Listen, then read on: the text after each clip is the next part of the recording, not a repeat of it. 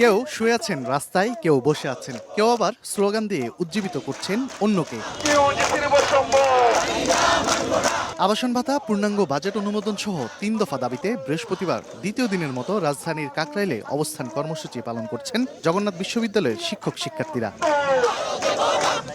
শুধু প্রতিশ্রুতি নয়, দাবি পূরণ না হওয়া পর্যন্ত ক্যাম্পাসে ফিরে যাবেন না বলে হুঁশিয়ারি দেন আন্দোলনকারীরা। যতক্ষণ না পর্যন্ত সুস্পষ্ট এবং লিখিত একটা ঘোষণা দেওয়া হবে ততক্ষণ পর্যন্ত আমরা এখানেই থাকবো। আমাদের কোনো হল নেই, একটা যে হল আছে তাও মেয়েদের, তাও ব্যবস্থা খুব একটা ভালো না, ঠিক আছে, আর ছেলেদের তো হল নেই। যৌক্তিক দাবি আদায়ের আগ পর্যন্ত আমরা এখানে অবস্থান করব এবং সুস্পষ্ট নির্দেশনা ছাড়া এখান থেকে উঠে যাব না। আমাদের দাবিগুলো একদম যৌক্তিক, দেশের প্রত্যেকটা মানুষ আমাদের দাবিগুলোকে জানতেছে এবং তারা সবাই আমাদের দাবির পক্ষে। এদিকে গতকাল রাতে সরকারের ঊর্ধ্বতনদের সঙ্গে বৈঠকে ইতিবাচক সাড়া না পাওয়ার কথা জানান বিশ্ববিদ্যালয় শিক্ষক সমিতির সাধারণ সম্পাদক।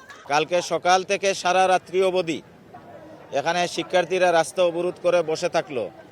সরকারের পক্ষ থেকে মিনিমাম যে দায়িত্ব সেটুকুও কিন্তু পালন করা হয়নি। বুধবার সকালে ৩ দফা দাবি নিয়ে প্রধান উপদেষ্টার বাসভবন যমুনা অভিমুখে লং মার্চ করেন জগন্নাথ বিশ্ববিদ্যালয়ের শিক্ষার্থীরা। এক পর্যায়ে কাকরাইল মোড়ে তাদেরকে আটকে দেয় পুলিশ।